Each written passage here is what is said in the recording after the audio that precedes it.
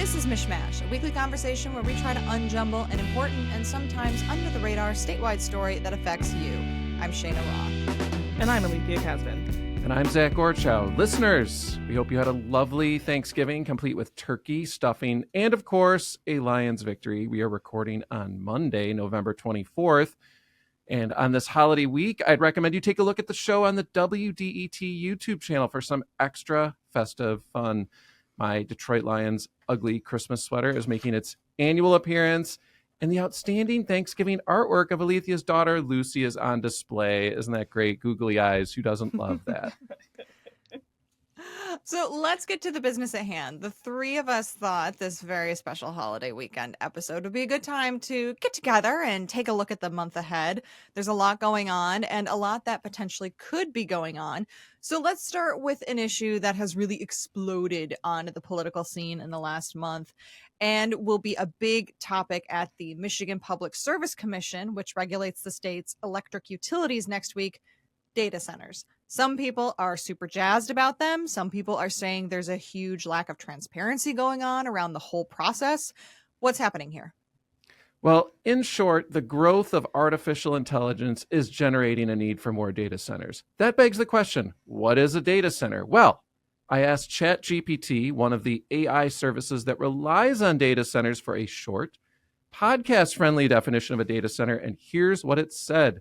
A data center is a secure, climate-controlled facility filled with powerful computers that store and process the data behind our everyday online services, the physical home of the internet.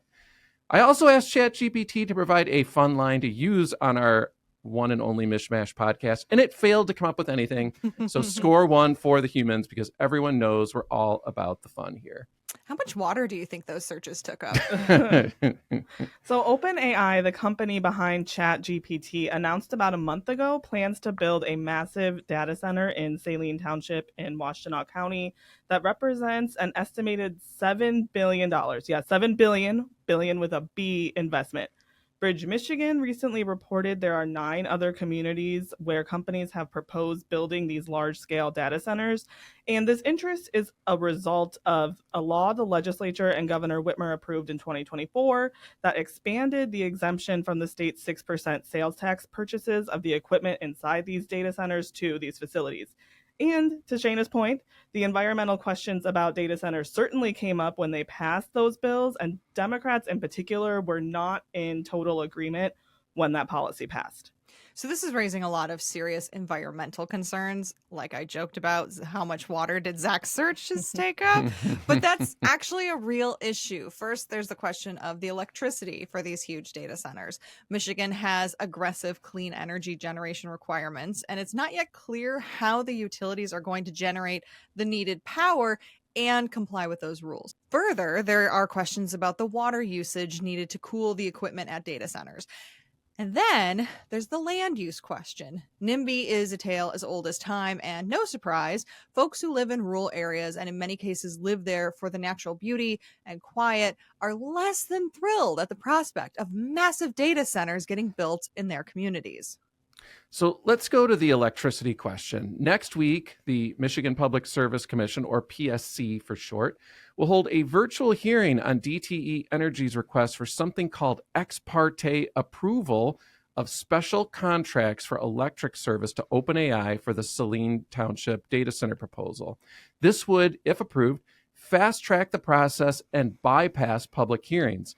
This would give the public 2 hours to make comments on that request at next week's virtual hearing. This hearing is Wednesday, and it could make a decision 2 days later. So there's, of course, a lot of concern about this process getting rushed. A lot of advocates do want public hearings right, and they don't necessarily think that one public virtual hearing really checks that box. And we're seeing in other communities serious resistance to data centers. In Howell Township, officials there installed a 6-month moratorium on rezoning requests for data centers as Meta, the company that owns Facebook and Instagram, proposes a $1 billion data center. The township will likely decide on that specific request next month amid a sea of public opposition. There are a lot of really interesting political cross currents here. So let's start with the governor. She has championed the 2023 energy law as one of her biggest accomplishments because it set Michigan on a course to phase out fossil fuel usage for energy generation by 2040. But she's also championing the Open AI project as the biggest economic investment in state history. And these, as we've just discussed, are kind of competing interests. Big time, Cheyna. One thing we are seeing is that executive elected officials like the governor or mayors, they're always keen on any announcement of economic development, especially after a rough year for the state on that front. So they are hailing these data center announcements. But we're also seeing strong resistance among the legislative bodies in these communities who are the ones raising questions. And Attorney General Dana Nessel, who is often a foil for the utilities in Michigan, is pushing back and urging the public to let the PSC knows what it thinks. She's one of the key advocates who I don't think loves this one public hearing. She said it is fast-tracking the process and would mean, quote, little more than performative listening rather than thorough public scrutiny, unquote. We're going to take a break. We'll be right back with more turkey talk right after this. Yes. Love it.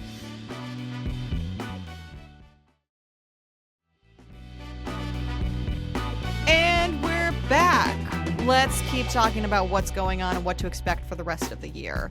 So let's move on to the legislature. Alethia, once the House and Senate return from a 2-week break next week, what's in the mix? After the budget passed in October, Governor Gretchen Whitmer said the legislative leaders had agreed to working on economic development next. So this year's budget, as we remember, did not provide funds for the state's large incentive program that the governor has championed.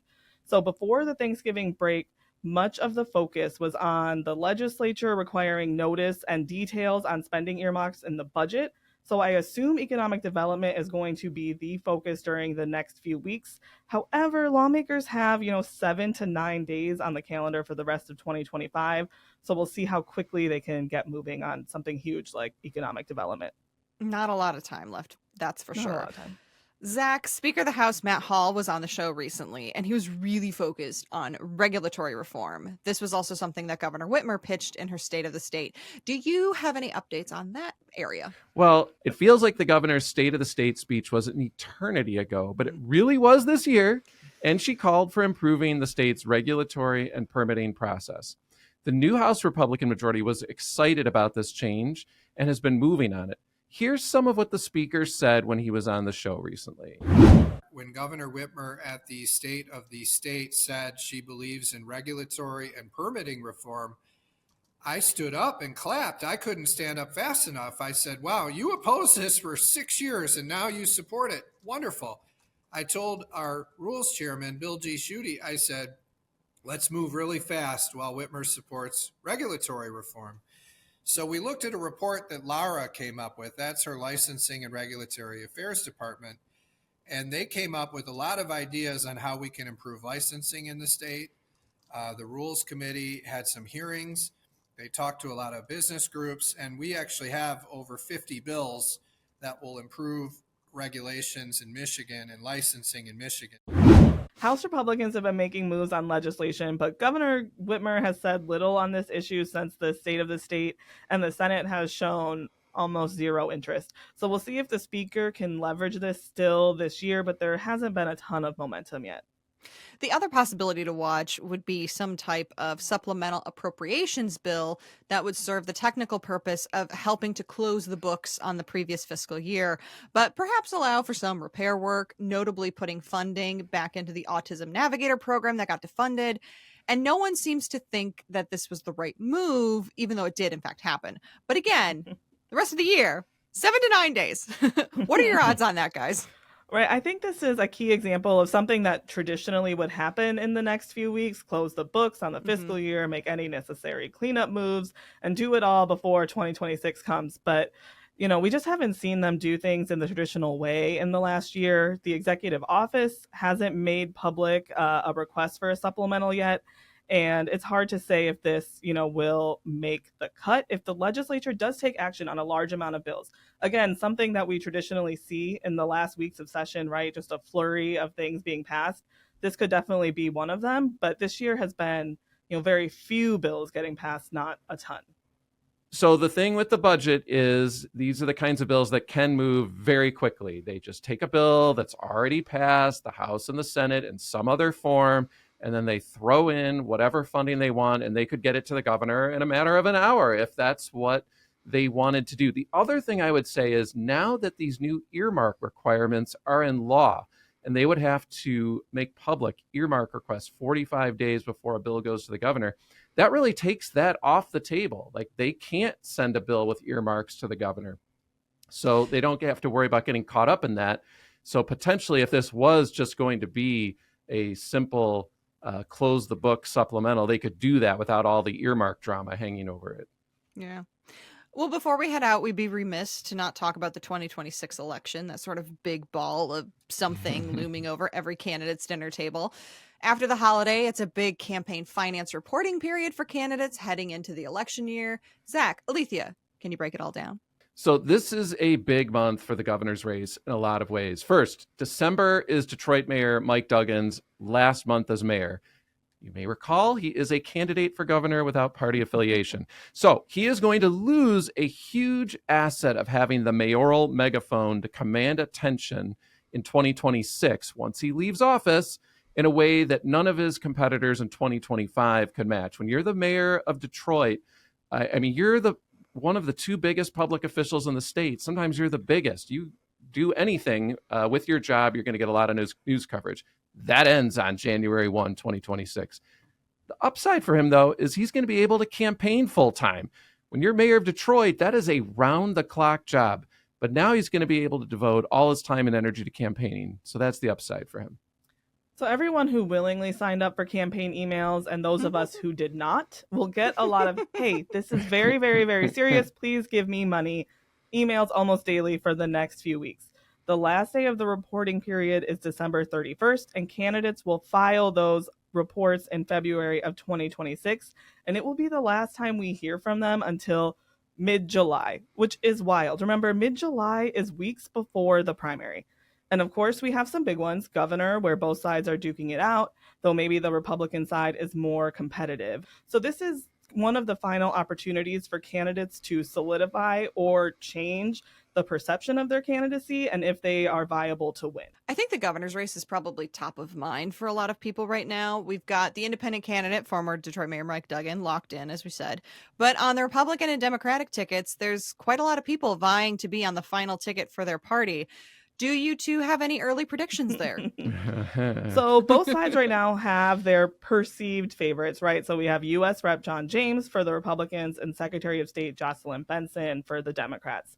Secretary Benson, who is facing Lieutenant Governor Garland Gilchrist and Genesee County Sheriff Chris Swanson, is well ahead in fundraising. And in fact, a lot of the sort of battles that we're seeing that involve Benson, dealing with endorsements and things like that, are between her and Duggan more than her and her Democratic competitors. So like Alethia said, John James still has the favorite status in the Republican primary, but the difference from the Democrats is he has multiple opponents who are well funded. Former Attorney General Mike Cox is putting millions of his own funds behind his candidacy, and Senate Minority Leader Eric Nesbitt has also reported solid numbers. He's got a couple $1 million in the bank too. Former House Speaker Tom Leonard has some catching up to do, but it's harder to predict what happens on the Republican side, especially with the X factor of whether President Trump makes an endorsement. But that said, like Jocelyn Benson on the Democratic side, I think some other Republican, whether it's Nesbitt, Cox, Leonard, or someone else, they're going to have to do something to upend John James from his favorite perch right now.